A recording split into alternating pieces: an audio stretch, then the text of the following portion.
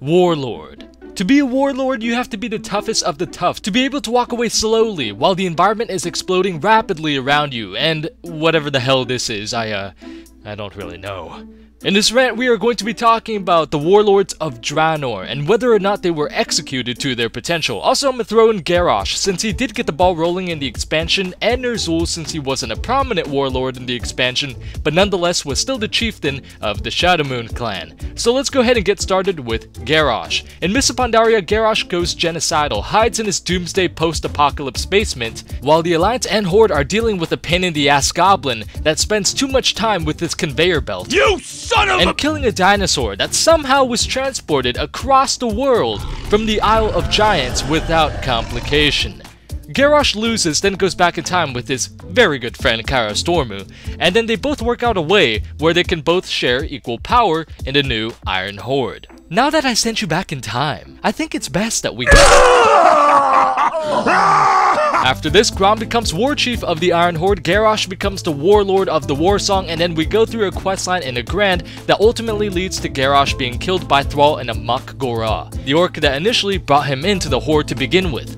Good wrap up. We got a cinematic, he wasn't a boss in a raid, so it wasn't repetitive, and he didn't die in a dungeon to where it seemed underwhelming. Good conclusion for the character route that Blizzard decided to lead him in, and so I give him a B for his performance in Warlords. Haha, thank you, Hellscream.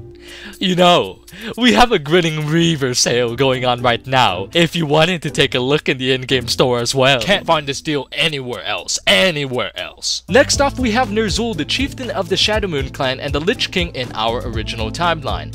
In WoD, we see that he was confronted directly by Grom, telling him that if he didn't join the Iron Horde, then he and his people would die. And so he drew upon the forces of the Dark Star, joins the Iron Horde, and dies in a dungeon. Big miss here, Blizzard. First of all, this would be fine if we had at least 5 raids in WoD, but we only had 3, one of them being High Maul, where we have to fight an overgrown plant that uses moss as a weapon against the heroes and champions of the Horde and the Alliance. This is how it should have gone in my eyes. Nerzhul did not want to serve under Grom. He only joined the Iron Horde to avoid extinction. When Kilrog says fuck you to Grom, drinks Manaroth's Mountain Dew, and then weakens the Iron Horde incredibly by joining the Fel Horde along with a good amount of former Iron Horde soldiers, this is when Nerzhul should have gone rogue. This is when he and his Shadowmoon can opt out of the Iron Horde without consequence, go on their own, and prove to be an entire new threat, since now there is no one to contain them from unleashing the necromantic powers upon us, the Fel Horde, and the Iron Horde. So we go raid the Shadowmoon clan and Nerzhul in order to stop this new threat, which wraps up his involvement extremely well. He lives up to his doppelganger, who was the Lich King in our timeline, by being an end boss of a raid in Draenor. Proves that he was a force to be reckoned with, and hell, gave us a raid which will provide actual content in the expansion, but instead he gets nuked in a dungeon. Gonna have to give Nerzhul a D for his portrayal in WoD, even though I love Nerzhul. Next off is Kargoth Bladefist, who makes his first appearance in the Lord of War series. He was a slave who was beaten, tortured, and humiliated sexually by the ogres, but in time manages to sever his own arm with a rock. Gives it to the other slaves, who also follows his lead, giving birth to the Shattered Hand clan. A clan of orcs so incredibly molded by torment that they find pleasure in self-mutilation. One of the most badass orc clans, in my opinion, physically intimidating, incredibly powerful, and who hit hard as shit in spires. But Kargoth is the first raid boss in WoD, literally dies right off the bat. Now in the beta of Warlords, if you beat him on Heroic, and I think Mythic too, there's actually a cutscene that will show Kargoth fleeing the battle and ultimately surviving the fight.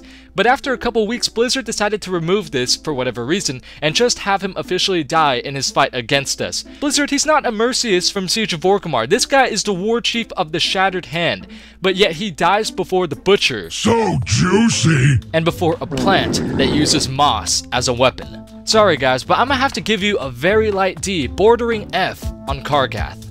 Ah, come on man, let's just forget the past. You know, the Battle Pet event is still going on. Why don't you go buy Little KT, who's 50% off right now, and complete the epic bonus event? Ah yes, fantastic deal, excellent idea, Williamsworth. Yes, absolutely wonderful. Kilrog Deadeye. I didn't even feel like this guy was in the game at all. Who is he? The only time I saw him was in Tanan. at the launch of the X-Pack, and that's pretty much it. Then he shows up in a cinematic and as a boss in HFC. Kilrogg pulled a Blizzard, popped in the game at the start, abandoned it, then hopped back in 6 months later to appear in a cinematic, then pops up again in Hellfire Citadel. Kilrogg equals Blizzard confirmed. Launches the game, abandons it, shows up half a year later with the selfie cam, and then abandons the game again. Because of the fact that I felt like Kilrogg did not contribute anything to WoD at all, other than drink some Manny Mountain Dew, I will have to give him an F.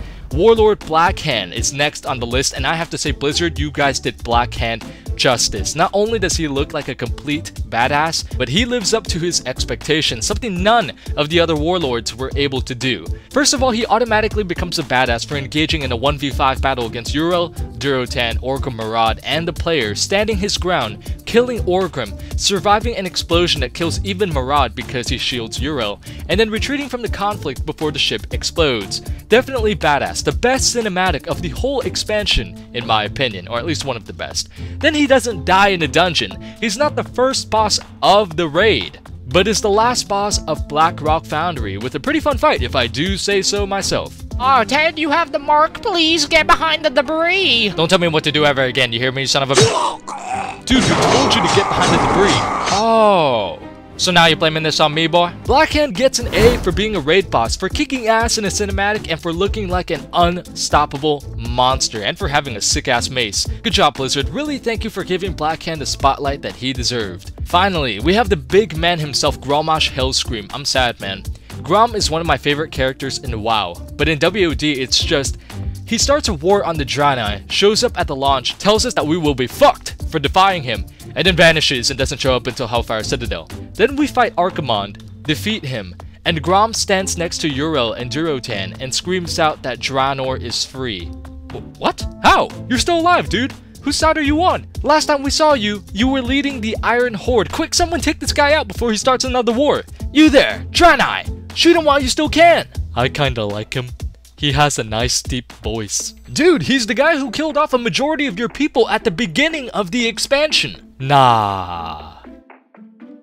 Unfortunately, the escalation of his character was just so rushed that you'd think Sonic the damn Hedgehog was responsible for the writing. Now what they should have done was implement 2 or 3 more raids or dungeons, anything, really, to get us out of our garrisons. And through these new raids or dungeons, we see subtle snippets of Grom slowly realizing that he was wrong for igniting this war, because in our timeline, Grom was an honorable orc and even a hero. So it's perfectly understandable for Grom to give this victory cry after the defeat of the Defiler, but not just randomly out of the blue. Like, you think Durotan would be cool with the dude who was responsible for a ton of Frostwolf deaths, including the death of his own brother Gunnar, standing right next to him, without even saying, "Sorry for killing your brother, bro. We cool though, we cool." And then Uriel is 1000% chill with the dude who led the genocide of her people standing right next to her. Well, I mean, she must be, especially if there are Draenor down below cheering at the same dude who only a few weeks ago was burning down their homes and killing off their entire population. Because Sonic rushed the writing so much, I'm going to have to give Grom a C. And the reason why it isn't a D is because despite the incredibly rushed character development, like his counterpart in our timeline, he did redeem himself in the end by helping us take on Archimonde, or at least that's what Blizzard wanted to end him on, a good note. Excuse me, Hellscream, if I may be so bold as to intervene. I noticed that you didn't mention the selfie cam at all during the video. Was that intentional, or did you just forget that magnificent implementation?